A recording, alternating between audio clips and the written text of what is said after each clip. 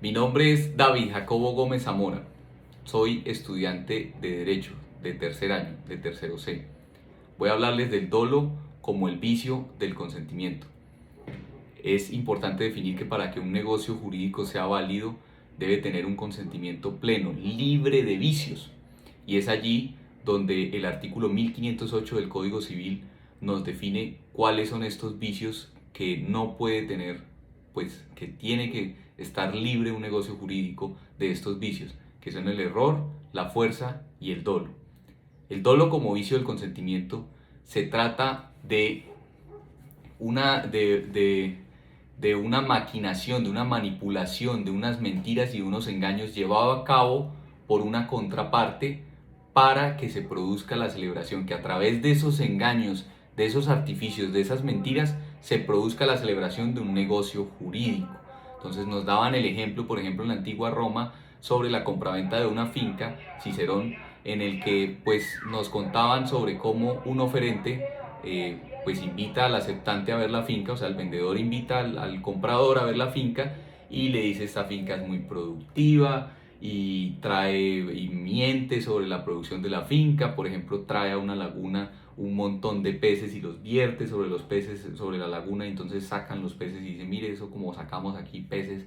hay muchísima producción acá, y por lo tanto entonces el comprador pues dice, como es productiva va a pagar muchísimo más dinero y voy a comprar la finca. Lo lleva efectivamente a la celebración del contrato y coloca en una posición de ventaja al que está haciendo esos artificios y el que está haciendo esos engaños y el que está haciendo esas manipulaciones,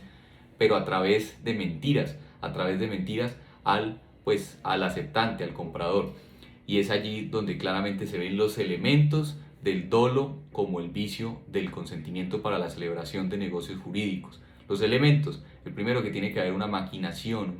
unas mentiras, una manipulación, un montaje totalmente hecho para la celebración del contrato. El segundo, que el autor de esos engaños, de esas mentiras, tiene que ser la contraparte en el negocio jurídico. Y el tercer elemento, que tiene que ser el carácter determinante de esa manipulación, de esos engaños, el carácter determinante del dolo como vicio del consentimiento. ¿Qué quiere decir el carácter determinante? Y también está en el artículo 1515 del Código Civil. El carácter determinante es que si estos artificios, si estos engaños no se hubieran llevado a cabo, no se habría llevado a la celebración del negocio jurídico. Lo que quiere decir es que es determinante los artificios y engaños porque llevó efectivamente a la celebración del negocio jurídico a una de las partes.